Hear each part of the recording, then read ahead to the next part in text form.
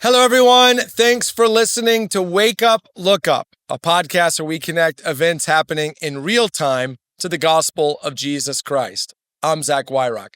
In today's episode, we're talking about a third term, and we're asking the question, is Trump bigger than America? This is in response to an editorial piece in the New York Times that was called Trump's Third Term Jokes Deserve a Serious Response. This is written in response to President Trump repeatedly floating the idea of running for a third term. Now, those around him will say that he's joking, but he has even on occasion said, I'm not joking. And in fact, he is often selling Trump 2028 merchandise. So you can read that how you want. Of course, the 22nd Amendment of the United States Constitution outlaws a third term for any president. The founding fathers and later leaders believed that what was best for America was a rotating pattern of leadership, that no king, no fiefdom, no Vladimir Putin, who sits on the throne, so-called, of Russia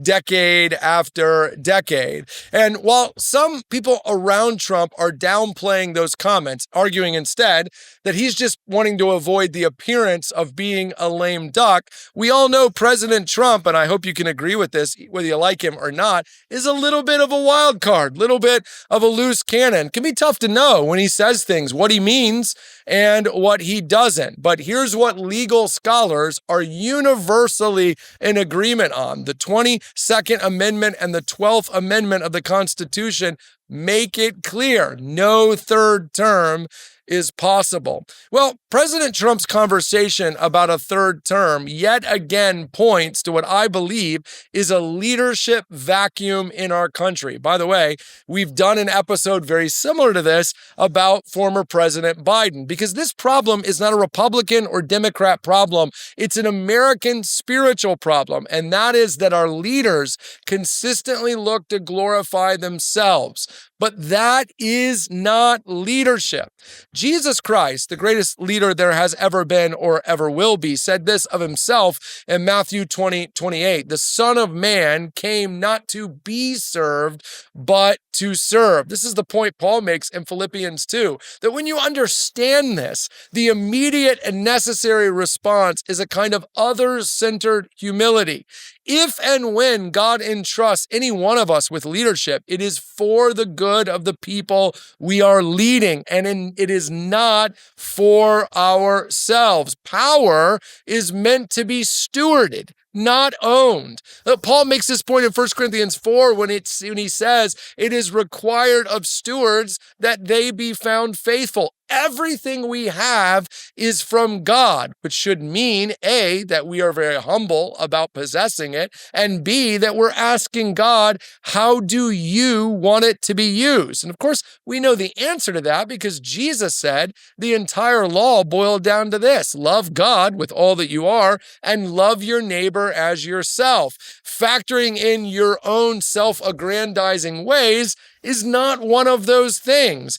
Ambition can be good. 1 Timothy 3, Paul says, if any man desires to be an elder, he desires a good thing. Ambition can be good. It can also be idolatry. And don't forget, God says as one of the 10 commandments, you shall have no other gods before me. And he means, especially in that verse, including ourselves. Don't put yourself above the glory of God or the good of the people you are serving. When President Trump talks about a third term, it is him he has in mind. And then finally, listen, people are the point. That's the argument that I'm really making. Leaders exist for the good of other people, which sometimes means stepping up, sometimes means stepping back. Don't forget that John the Baptist, who had built an incredible public ministry, a man Jesus said was greater than any of the Old Testament prophets. When Jesus showed up, John the Baptist said, I must decrease,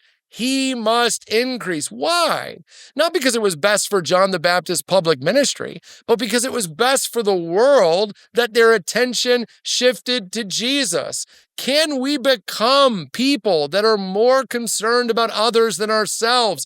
Can we have leaders who actually serve rather than are looking to be served? Finally, can we have someone who actually sees leadership as about service and not about self? Well, I don't know where that button is, but what I'm going to get serious about in my own life is holding myself to that standard. Maybe if I do that and you do that, our leaders will follow suit. Hey, thanks for watching this episode of Wake Up, Look Up. If you enjoyed it, please help us get the word out by sharing it with someone you think might benefit from it. And while you're here, make sure to subscribe to our YouTube channel to get further content, or even download the CCC app, where you'll find even more resources to help you grow in your faith and relationship with Jesus Christ.